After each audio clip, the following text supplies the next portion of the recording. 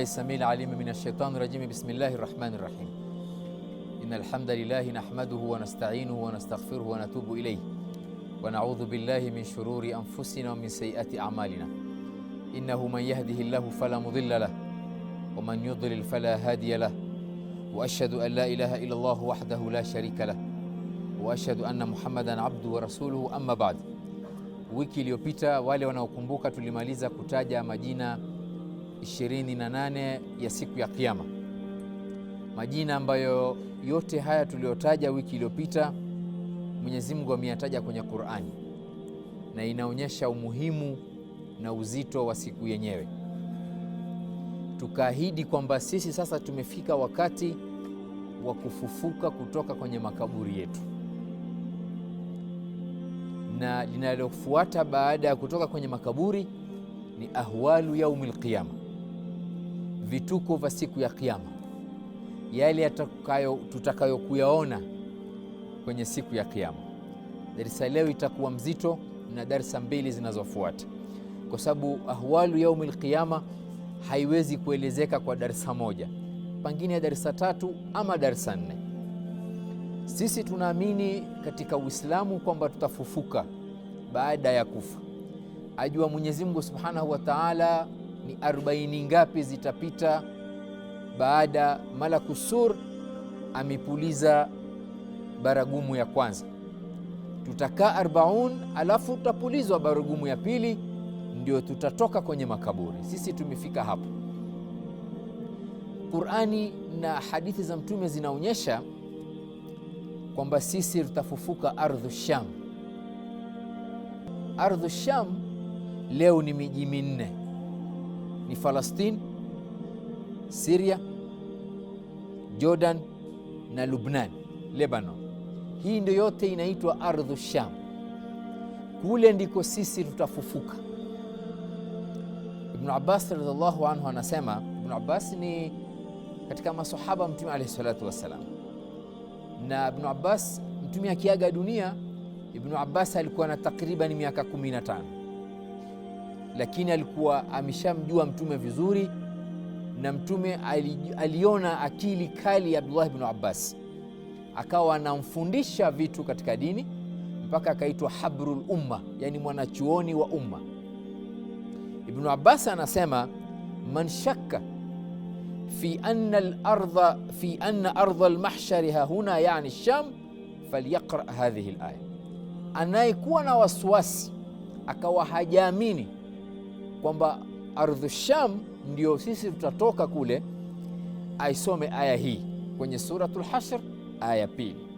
Mwenyezi Mungu anasema, huwa alladhi akhraja alladhina kafaru min ahli alkitab min diyarihim liawwali alhashr. Mwenyezi Mungu ndio atakayekuwatoa wale waliokufuru katika ahlul kitab kwenye majumba yao liawwali alhashr. Ibn Abbas anasema, awwadul hashr, masahaba walimuuliza Mtume, ukhruju qalu ila ain, masahaba walimuuliza Mtume watoke waende wapi? Qala ila ardhi al-mahshar, waende kwenye ardhi ya mahshar. Kwa hivyo hadithi hii, aya inaonyesha kwa tafsiri ya Mtume alipoitafsiri aya hii kwamba sisi tutafufuka ardhul mahshar ambayo iko Sham. Hadithi ya pili yapokea na Samura ibn Jundub radhiallahu anhu. Mtume anasema, kana yaqul, Mtume alikuwa anasema, innakum, hakika nyinyi, tuhsharuna ila baitil maqdis, mutafufuka kwenye ardhi ya Maqdis, thumma tajtami'una yawm alqiyama, alafu ndo mnakusanywa kwenda kwenye kisimamo cha hisabu.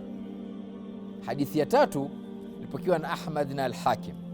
Mtume ana hadithi ilipokewa na Maimuna ibn Haida, qala Rasulullah sallallahu alaihi wasallam, tuhsharuna hahuna, nyinyi mtafufuliwa hapa. Na Mtume akaonyesha kwa kidole chake kwenye ardhul mahshar, ardhi ya Sham. Hizi ni dalili 3, aya na hadithi 2 za Mtume, zote sahihi, kuonyesha kwamba sisi tutafufuka ardhul mahshar, ardhu Sham. Hapa kunajitokeza swali, mtu aliyezikwa hapa itakuwaje? Mtu aliyezikwa Lamu itakuwaje? Mtu amezikwa Saudia itakuwaje? Na Mtume anasema nyinyi mtafufuliwa ardhul mahshar, ardhu Sham. Wanavyoni wamejibu swali wakisema kwamba kila mtu atatoka kwenye kaburi yake aliyozikwa nayo hapa duniani. Sisi ikiwa wakati ukifika, kila mtu atatoka kwenye kaburi yake aliyozikwa duniani, kwa sababu Mtume Mwenyezi Mungu anasema minha khalaqnakum wa fiha nu'idukum wa minha nukhrijukum taratan ukhra. Sisi tutatoka kwenye ile kaburi yetu, lakini Allah subhanahu wa ta'ala atapitisha amri yake kwamba sisi tutakusanyika kwenye ardhu Sham. Tutatoka kwenye makaburi. Allah subhanahu wa ta'ala ajua qadirun ala kulli shay, na sisi tunaamini kwamba Baitul Maqdis, ardhu Sham, ndio sisi tutakwenda kukusanyika kule. Mtu atafufuka alipozikwa, lakini hashr, kwa sababu hashr kwenye Kiarabu ni kukusanywa, tutakwenda kukusanywa kule kwenye ardhi ya mahshar. Ardhi ya mahshari iko vipi? Mtume amesimulia kwenye hadithi kwamba ardhi ya watu kukusanywa wakitoka makaburini ina sifa 4. Sifa ya kwanza kwamba ni ardhi nyeupe, lakini ule weupe unakaribia kuwa nyekundu ile ardhi yenyewe. Sifa ya pili ya ardhi hiyo kwamba ni ardhi iko sawa sawa, imenyooka, hakuna mlima, hakuna ardhi imejipinda, wala hakuna shimo wala jabali wala mti wala kitu kingine. Sisi tukifufuka tutapelekwa kwenye ardhi hiyo iliyonyooka, tukusanywe hapo. Sifa ya tatu ni ardhi safi, haina uchafu ndani yake. Na sifa ya 4, Mtume anasema kwamba ni ardhi haina alama ya mtu yeyote. Hapa duniani mimi nimenunua ploti, nikaweka beacon, nikaweka fence kwenye shamba langu. Nyumba ninayoishi mimi nimeweka fence ndani, nyumba yangu iko kwenye fence. Na hapa watu wana alama zao. Kuna mtu ana ofisi yake, kuna mtu ana shamba lake, kuna mtu ana zizi la ng'ombe wake, la ngamia wake, ile ni kwake. Ardhul mahshar hakuna alama ya mtu. Kwa nini? Kwa sababu sasa sote tuko sawa sawa. Huwezi kumwambia mtu kwamba mimi utanipata mahali fulani kwenye ardhul mahshar. Ndio maana yake Mtume asema hakuna alama ya mtu kwenye ardhul mahshar. Hadithi ilipokewa na Sahl ibn Sa'd as-Sa'idi radhiallahu anhu, yuhsharu an-nasu yawm al-qiyama, watafufuliwa watu siku ya Kiyama, ala ardhin baydaa, kwenye ardh nyeupe, afraa. Ndio hiyo ardhu afra ni kwamba imenyooka, ka qursatin naqi, kama kwamba ile ardhi weupe wake inakurubia kwa ardhi nyekundu. Laysa fiha ma'lamun li ahad, hakuna alama hiyo, haina alama ya mtu yeyote. Hadithi ipokewa na Imam Bukhari. Ardh kwenye Kiarabu neno linakuwa mudhakkar ama muannath, aidha ni ya kiume ama ni ya kike. Kwa mfano waraq ni ardh, hii ni mudhakkar. Qalam ni mudhakkar, kitu masculine. Na kitu kinaweza kuwa cha kike kikiwekwa ta mwisho. Kwa mfano sayarat, mirwahat, saat. Lakini ardh haina te mwisho, na rangi ni hivyo hivyo. Rangi vile vile zinabadilika ikiwa kitu ni mudhakkar, ikiwa kitu ni muannath, ikiwa kitu ni cha kiume ama ni cha kike. Lakini ardh kwenye Kiarabu ni kitu cha kike. Ndio Mwenyezi Mungu hapa, ndio Mtume anasema ardh baydha. Karatasi ikiwa nyeupe kwenye Kiarabu nafaa kusema hadha waraqun abyadh, sio baydha. Lakini kwenye suratul Baqara Mwenyezi Mungu asema innaha baqaratun safra, sio asfar, kwa sababu baqara ni muannath. Sasa safra faqi'un launuha tasurru an-nadhirin. Hapa vile vile ardhi ni muannath, ardhi ni neno la kike. Ndio mwenye Mtume anasema hapa ala ardhin baydha, wala sio abyadh. Afra vile vile kwa sababu sifa ni ya ardh. Ka qursatin naqi laysa fiha ma'lamun li ahad, ardhi hiyo haina alama ya mtu yeyote. ardhi hii ambayo kwamba sisi tutakusanywa ni ardhi iko duniani. Baada sisi tumekusanywa, ndio sasa tutapelekwa kwenye ardhi ya hisabu. Tukitoka ardhi Sham, Mwenyezi Mungu atamtuma malaika atuonyeshe ardhi ya hisabu itakuwa wapi, kwa sababu ardhi hii sasa ambayo sisi tunaishi itabadilishwa. Yauma tubaddadu al-ardh ghaira al-ardhi was-samawati.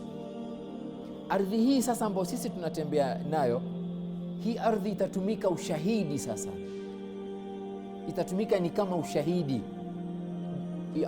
ambao kwamba utakuwa mzuri ama ushahidi ambao kwamba utakuwa mbaya. Kwa hivyo kutakuja ardhi nyingine ya kuenda kwenye hisabu. Yauma tubaddadu al-ardh ghaira al-ardhi was-samawati, ni siku hiyo. Kwenye ardhi ya mahshar, Mwenyezi Mungu ashapitisha kwamba viumbe watapata dhiki sana, watapata taabu sana, watapata shida sana. Sisi tutapata shida sana, tutapata dhiki, tutapata kusumbuka kwenye hiyo ardhi ambayo kwamba tutakusanywa tuende kupelekwa kwenye ardhi ya hisabu, hiyo ardhi ya mahshar. Na jua, Mtume anaeleza kwamba jua litateremshwa kadri mil. Mil kwenye Kiarabu ina maana mbili. Maana ya kwanza, mil ni maili moja, 1 mile, masafa ya 1 mile. Mil maana ya pili ni mti wa chuma ambao zamani watu walikitumia kupaka wanja kwenye macho yao, ile ndio inaitwa mil. Na jua litakapokuwa liko chini, limeteremshwa chini jua. Hebu angalia sasa jua pale lilipo mbali sana na sisi, na mtu anakwambia kuna joto sana. Ukenda miji ya pwani, ukenda sehemu zingine, nchi za Arabuni, joto sana, na jua liko kule lilivyo. Siku ya Kiyama litaletwa karibu kadri mil, 1 mile na sisi. Na Mtume anasema kwamba sisi tutasweat, tutatoa majasho. Majasho yetu sisi, kuna watu ambao kwamba majasho yao yatawafikia kwenye macho ya maguu, ardhul mahshar, na kuna wengine majasho yao yatawafikia kwenye magoti, wengine majasho yao yatawafikia kwenye kiuno, wengine majasho yao yatawafikia kwenye mdomo. Yote yameelezwa kwenye hadithi iliyopokewa na Imamu Muslim. Mtume anasema, hadithi al-Miqdad ibn al-Aswad, Mtume anasema sami'tu Rasulullah sallallahu alayhi wasallam yaqulu, akisema tudna ash-shamsu yawm al-qiyama min al-khalq, jua litaletwa karibu na watu siku ya Kiyama, hatta takuna minhum kamiqdari mil, mpaka iwe sawasawa na hiyo 1 mile. Fayakunu nasu ala qadri a'malihim min al-araq, watu watatoa majasho kulingana na amali zao hapa duniani. Mtume anasema faminhum man yakunu ila ka'bayhi, kuna mtu majasho yake atakuwa kwenye macho yake ya maguu. Wa minhum man yakunu ila rukubataihi, na mwingine majasho yake kwenye magoti. Wa minhum man yakunu ila hiqwaihi, mwingine atakuwa kwenye kiuno chake, pembe za kiuno za huku na huku. Wa minhum man yuljimuhu al-araqu iljaman, na mwingine majasho yatamkaa kwenye mdomo wake. Wa ashara Rasulullah biyadihi ila fihi, na Mtume akaonyesha, akaweka mkono wake kwenye mdomo wake. Hadithi ipokewa na Imam Muslim. Mmoja katika wapokezi wa hadithi anaitwa Salim ibn Amir. Salim ibn Amir alipoipokea hadithi hii anasema, fa wallahi ma adri, mimi sijui sasa Mtume alikusudia nini.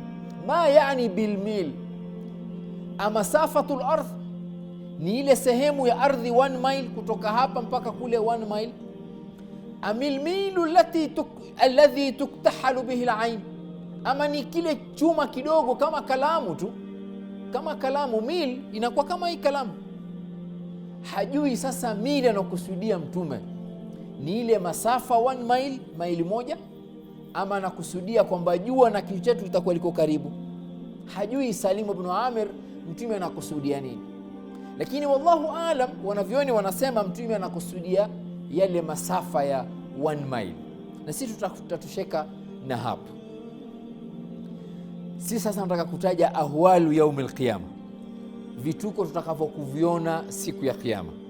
Mwenyezi Mungu anasema kwenye Qur'ani, fa idha nufikha fi suri nafkhatun wahida wa humilatil ardu wal jibalu fadukkata dakkatan wahida fa yawma idhin, maliza ya Sheikh Hassan, fa yawma idhin waqa'atil waqi'a.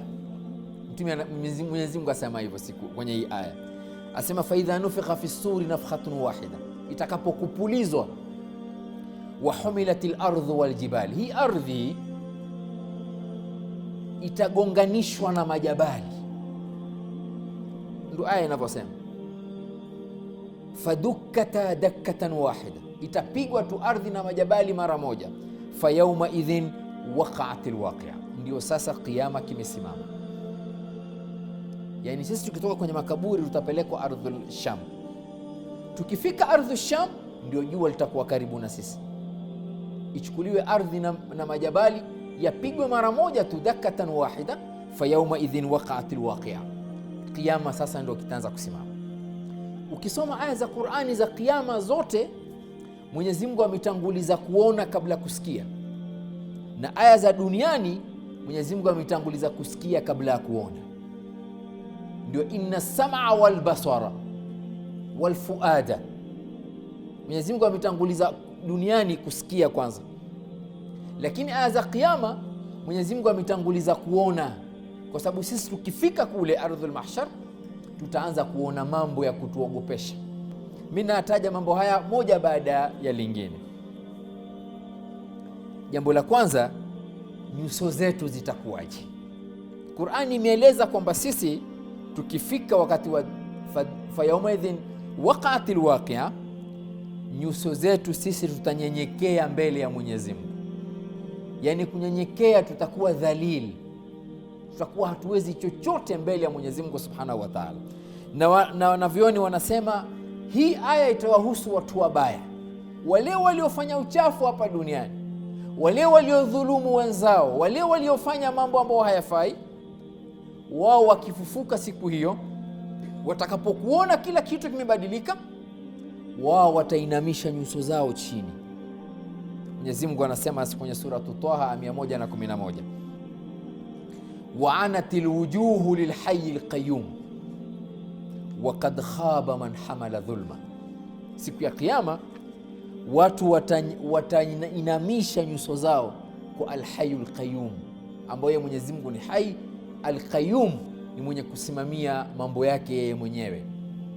Wa qad khaba man hamala dhulma, na amepata hasara aliyefanya dhulma hapa duniani. Tulipozungumza majina ya Mwenyezi Mungu tulisema sisi, nawakumbusha tu kwamba haya majina mawili Al-Hayyul Qayyum ndio wanavyoni wanasema yeye ndio Ismullahil A'zam, ndio majina matukufu ya Mwenyezi Mungu, mtu akiomba anaitikiwa. Al-Hayyul Qayyum.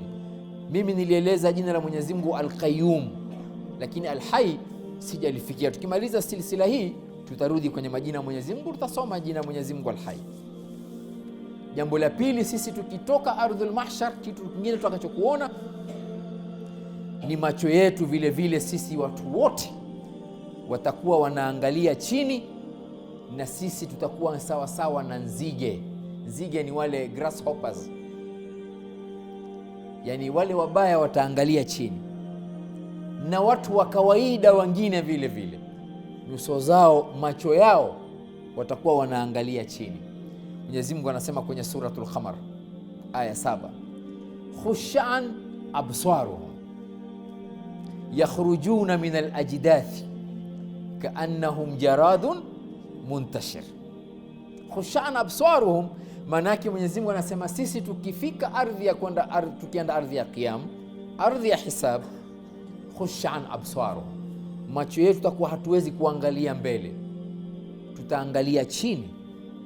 Yakhrujuna min al-ajdath, watu kule kwenye ardhul mahshar tulotaja Maqdis kule, watatoka kule, sababu tumeshatoka kwenye makaburi, kule tunakusanywa, yakhrujuna min al-ajdath kaannahum jaradun muntashir, kama kwamba wao ni nzige ambao wametawanywa. Weangalia kukinyesha, wale kumbe kumbe wakiingia msikitini ama nyumbani wanakuwaje? Wale ndio jaradun muntashir. Na siku ya kiyama sisi itakuwa hivyo hivyo, jaradun muntashir. Huyu anatoka hapa, huyu anatoka kule, huyu anatoka hivyo, na anaitoka hatoki na nguo yake iliyozikwa nayo. Kila mtu akitoka atatoka uchi, hana viatu, hajatahiriwa. Yuhsharu nnasu yauma alqiyama hufatan uratan ghurlan, hadithi sahihi ya Mtume.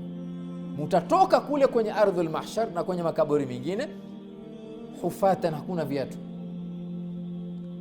uratan, tuko uchi, ghurlan, hatujatahiriwa. Kwa sababu kama tulivyokuja duniani ndio tunarudi tena kwa Mwenyezi Mungu kama tulivyokuja duniani. Sababu mtu anakuja duniani hana nguo, hana viatu, hajatahiriwa. Kwa hivyo tunarudi kwa Mwenyezi Mungu kama tulivyokuja duniani. Tukifika kwenye masala hisab na mizan na sirat, tutazungumza masala ya nguo, nani atavalishwa nguo mwanzo, itakuwaje na mfano wake. Na macho yetu tutakapokwamba, sio kwamba tunaangalia chini peke yake, bali macho yetu sisi tutakuwa tuna uoga, tuna hofu, tunaogopa na kubabaika. Mtu anaweza kitu kikatokea akaogopa, akatoa macho yake, yakakodoa macho yake. Mwenyezi Mungu anasema vile vile kwenye suratul Qiyama, fa idha bariqa albasar. Bariqa wanavyuoni wanasema idh tarabat wajalat alainu fi alkhawf, kwamba macho yatatoka lakini kwa kuogopa, hujui nini kitachokungojea mtu mbele ya hisabu. Jambo lingine sio macho peke yake, nyoyo zetu vile vile. Sisi tukifufuka kwenye ardhul mahshar, tukienda kwa hisabu, nyoyo zetu zitajawa na hofu na hamu. Mtu atakuwa warid, hajui atakwenda wapi wala hisabu yake iko wapi wala nini kitakachokumtokea baadaye, kwa sababu mambo haya yatakuja moja baada ya lingine.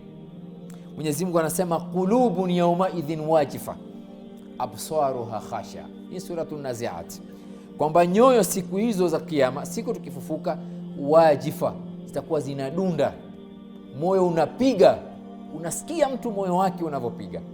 Absaruha khasha, macho yao yatakuwa akiangalia chini. Hivyo ndivyo tutakapokutoka sisi ardhul mahshar tukienda ardhi ya hisab. Kina mama wale wajawazito, si duniani tunajua kwamba mama anakuwa na huruma sana na mtoto wake. Mtoto akilia ananyonyeshwa akanyamaza, akitaka kulala ananyonyeshwa ananyamaza. Lakini siku ya kiyama mambo ni tofauti. Mama atasahau kwamba yeye anafaa kumnyonyesha mtoto wake. Mwenyezi Mungu anasema, aya maarufu tumisikia kwenye suratul Hajj aya 2. Mwenyezi Mungu anasema, yauma tarawunaha tadhhalu kullu murdi'atin amma arda'at. Siku hiyo, fa idha waqa'atil waqi'a fa yawma idhin waqa'atil waqi'a tadhhalu kullu murdi'atin amma arda'at. Yule mama atamsahau mtoto wake kwamba anafaa kunyonyeshwa. Wa tadha'u kullu dhati hamlin hamlaha, na ule mjamzito mimba itatoka kabla ya wakati wake, kwa vituko vitakavyokuwako siku hiyo. Watara nnasa sukara, na sisi tutaamini kwamba watu wanavyotoka kwenye makaburi, wanavyotembea wakipelekwa ardhi ya Qiyam kusimama kwa hisabu, sukara, utafikiri wamilewa. Mtu akilewa huwa hana balance. Na sisi siku ya Qiyama ni hivyo hivyo, sukara. Lakini Mwenyezi Mungu asema, wama hum bisukara, la hawajalewa, hakuna tembo siku hiyo. Wama hum bisukara walakinna adhab Allahi shadid, adhabu ya Mwenyezi Mungu itakayokuwako siku hiyo, mambo utakayokuona utafikiri watu wamelewa, lakini la hasha, watu hawajalewa. Na sisi tutakapotumisha kusanywa ardhul mahshar, tunapelekwa kwenye ardhi ya hisab. Ardhi ya hisab haiko duniani, ajua Mwenyezi Mungu tutakapokufika huko.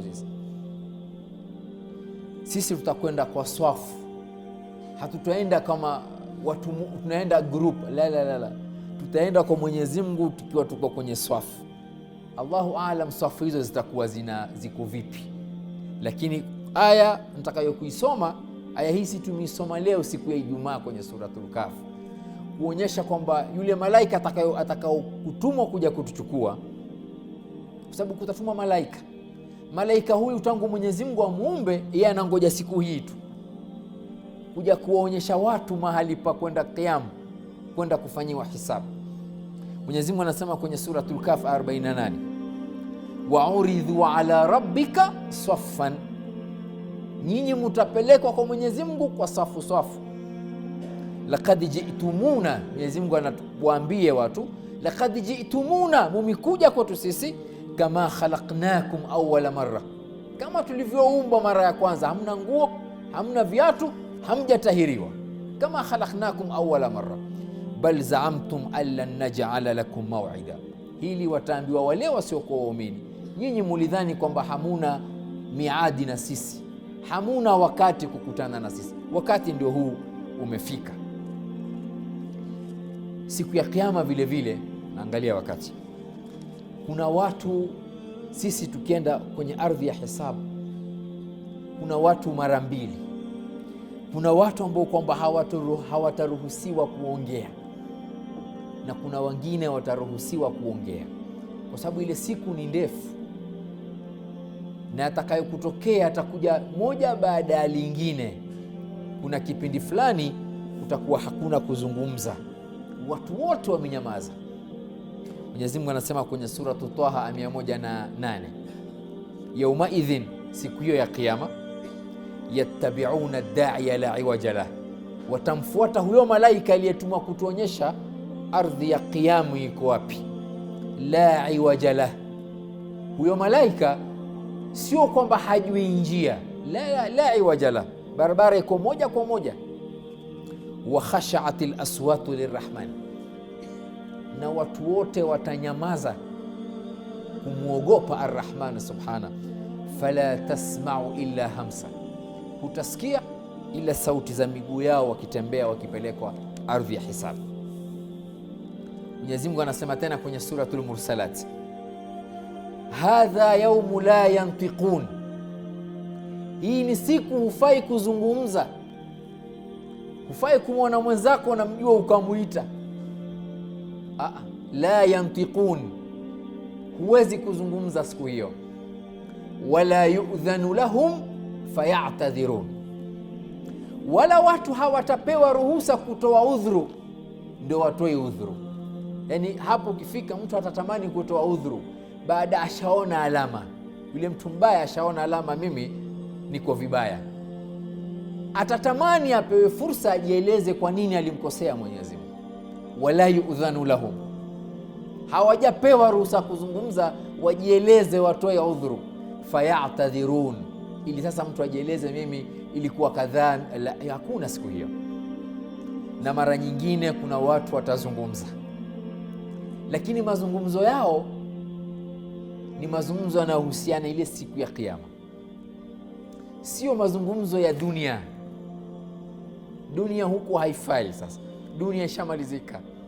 Mwenyezi Mungu anasema, yaqulu linsanu yawma idhin aina almafar, yule mtu mbaya siku hiyo atauliza, atasema yeye mwenyewe, aina almafar, mimi nikimbilie wapi? Suratul Qiyama aya 10. Hili litalingana na hali za watu, kwamba wengine watazungumza na wengine hawatazungumza. Italingana na hali yetu siku ya Kiyama, tukifufuka, tukipelekwa kwenye ardhi ya hisab. Jambo lingine ambalo kwamba tutaliona sisi siku ya Kiyama ni kwamba ardhi hii ambayo kwamba sisi tunatembea, hii ardhi Mwenyezi Mungu ataivunja vunja, na majabali ambayo kwamba tunayaona yana ugumu, na wanavyoni wa geology wanasema lile jabali ukiliona juu walina ruti yake chini. Sasa jabali hilo ambalo kwamba liko juu na jabali ambalo liko chini, zote ardhi na mbingu Mwenyezi Mungu atazivunja vunja. Mwenyezi Mungu anasema kwenye suratul Haqa 13 mpaka 16, ile aliyosema mwanzo, fa idha nufikha fi suri nafkhatun wahida wa humilatil ardu wal jibalu fadukkata dakkatan wahida, zote ardhi na majabali zitagonganishwa mara moja tu. Zikigonganishwa zitakuwa unga, ile jabali itakuwa kama unga wa ngano. Ndio hadithi ilivyoelezwa. Mwenyezi Mungu anasema tena kwenye suratul Fajr, kalla idha dukkatil ardu dakkan dakka. Mwenyezi Mungu anasema hapana, siku hiyo wale ambao kwamba wanakataa kiyama, ardhi itashikwa, itasagwa sagwa, ardhi ivunjwe, ndio dakkan dakka. Mwenyezi Mungu anasema tena kuhusu majabali kwamba haya majabali na ugumu wake yatakuwa sawa sawa na karatasi ambayo iko hewani. Siku ya upepo ukachukua karatasi ukaitupa, angalia ile karatasi inavyokuwa kule hewani. Na ndio haya majabali tunayoyaona sisi mazito, yana ugumu, yatakuwa sawa sawa na karatasi. Mwenyezi Mungu anasema kwenye suratul Muzammil, yauma tarjufu al-ardhu wal jibal, siku ambayo kwamba ardhi na majabali itatetemeka. Wa kanatil jibalu kathiban mahila, na majabali yatakuwa mchanga ambao kwamba haujashikana. Mchanga waweza kwamba ukashikana ukafanya tufali ukajengea nyumba, udongo ukachukua udongo likawa tufali ukasimamishia nyumba. Lakini siku hiyo, wa kanatil jibalu kathiban mahila, majabali tutayaona siku hiyo yamekuwa mchanga ambao kwamba haujashikana. Kuna aya sisi tumeisoma mara nyingi kwenye suratul Qari'a, al-Qari'a mal-Qari'a wama adraka mal-Qari'a. Alafu Mwenyezi Mungu anaeleza sasa siku ya kiyama, yauma yakunu nasu kalfarashi al-mabthuth. Shaeleza watu watakavyokuwa, lakini watakunu aljibalu kal'ihni al-manfush, na majabali haya siku hiyo tutayaona na macho kama pamba, cotton ambao kwamba iko hewani. Ile cotton ikiwa hewani haiwezi kufanya chochote, haina uzito wowote. Na ndio haya majabali sisi tutayaona siku hiyo, majabali yanazunguka hewani kama pamba tu, kuonyesha ukubwa na utukufu wa Mwenyezi Mungu Subhanahu. Aya nyingine Mwenyezi Mungu anasema kwenye suratul Ma'arij, watakunu aljibalu kal'ihn, na majabali yatakuwa vile vile ni kama pamba. Mwenyezi Mungu Subhanahu wa Ta'ala ameeleza kuwa haya majabali ambayo tunayaona siku ya kiyama, mbali ya kwamba yatakuwa pamba, yatatolewa pale ambapo kwamba yalipo. Jabali liko hapa, litatolewa, litakuwa sawa sawa na ardhi. Mwenyezi Mungu anasema Suratut Takwir, wa idhal jibalu suyirat, na majabali yatakapokuendeshwa hewani. Lakini Mwenyezi Mungu anasema wasuyiratil jibalu fakanat saraba, yale majabali yatafanywa mbali na kuendeshwa, yatatembea kule hewani, kisha baadaye yatakuwa si chochote. Sarab ni unaona kuna maji, kumbe hakuna maji kwenye barabara. Ukitembea iko barabara ya lami, hakuna gari, wewe unaona kule kuna maji, ukifika hakuna maji, ile ndio sarab. Sasa majabali siku ya kiyama sisi tunayaona ni majabali mazito, lakini sarab hayana maana. Mwenyezi Mungu anasema walladhina kafaru a'maluhum kasarab, wale waliokufuru siku za kiyama amali zao ni sarab. Kwa sababu yule mtu mwema amefanya khairi hapa duniani, si Muislamu yeye, haswali, amewasaidia maskini, amewasaidia Waislamu wasiokuwa Waislamu, amejenga hospitali, akajenga wingi mzima ya kujifungua kwenye mahospitali, akafanya khairata, akalipia watu fizi, wanafunzi ambao hawajiwezi, akachimba choo, si Muislamu, lakini yule analipwa hapa hapa duniani. Siku ya kiyama, lakini walladhina kafaru a'maluhum kasarab, amali zao yeye anaona amefanya amali kubwa hapa duniani, lakini kwa mizani ya akhira, kwa mizani ya Mwenyezi Mungu, kasarab, yeye anaona amefanya amali kumbe haina chochote. Yahsabuhu dham'anu ma'a, yeye anadhani ni maji. Hata idha ja'ahu lam yajidhu shay'an, yeye akifika hakuna maji. Wa wajada Allah 'indahu fawaffahu hisaba wallahu sari'ul hisab, yeye hisabu inamsubiri. Sasa na majabali yatakuwa saraban vile vile. Mwenyezi Mungu vile vile ameeleza kwamba haya majabali, mbali ya kwamba yashakuwa sarab, Mwenyezi Mungu atayashika majabali anavyojua yeye, nusifat, yataondolewa, yatakuwa mchanga. Mwenyezi Mungu anasema vile vile kwenye suratul Mursalat, wa idhal jibalu nusifat, majabali yataondolewa, sasa hakuna tena majabali.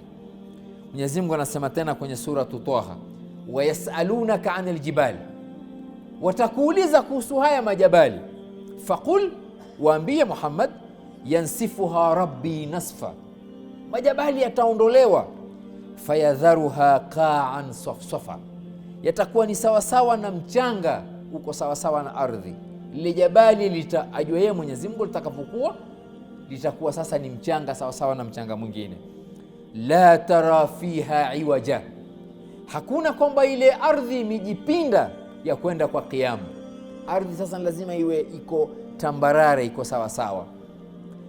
La tara fiha iwaja wala amta, wala hakuna kuinuka kwamba ardhi ina majabali, ina mlima wala ina bonde. Ardhi ya kwenda kusimama sisi, ardhi iko sawasawa.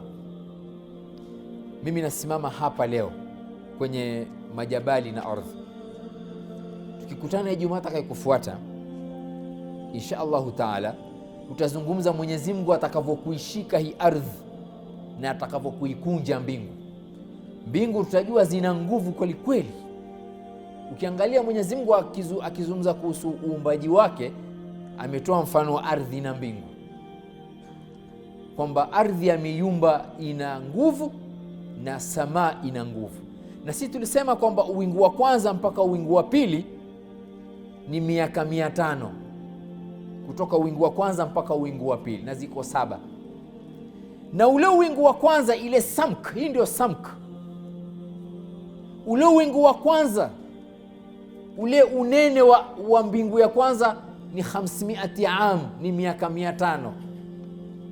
Zote hizo Mwenyezi Mungu atazishika, atazikunja, kwa sababu sasa idha samau shaqqat wa idha alkawakibu intatharat, tutakuja kuzungumzia Ijumaa inayofuata sisi. Wa idha albiharu sujirat, itakapo ardhi bahari kuwaka moto, itawaka moto vipi? Haya ni mazungumzo yetu inshallah ya wiki inayofuata. Rabbana taqabbal minna innaka antas samiul alim wa tub alayna innaka antat tawwabur rahim. Rabbana la tuzigh qulubana ba'da idh hadaytana wa hab lana min ladunka rahmatan innaka antal wahhab. Allahumma shfi maradhana wa maradha almuslimin.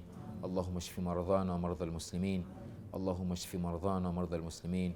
Allahumma sahhil lana ma nurid wa najina mimma nakhaf bifadlika ya latif. Allahumma altuf bina fima jarat bihi almaqadir وهون علينا كل عسير وهون علينا كل عسير وهون علينا كل عسير إنك على كل شيء قدير. اللهم اغفر للمؤمنين والمؤمنات والمسلمين والمسلمات الأحياء منهم والأموات. اللهم اغفر لهم وارحمهم واسكنهم في الجنة. اللهم اغفر لهم وارحمهم واسكنهم في الجنة. اللهم اغفر لهم وارحمهم واسكنهم في الجنة. اللهم إن كانوا محسنين فزد لهم في إحسانهم وإن كانوا مسيئين فتجاوز عن سيئاتهم. اللهم بعد بينهم خطاياهم كما بعدت بين المشرق والمغرب. اللهم نقي من خطاياهم كما ينقى الثوب الأبيض من الدنس. ربنا آتنا في الدنيا حسنة وفي الآخرة حسنة وقنا عذاب النار. سبحانك اللهم بحمدك أشهد أن لا إله إلا أنت أستغفرك وأتوب إليك.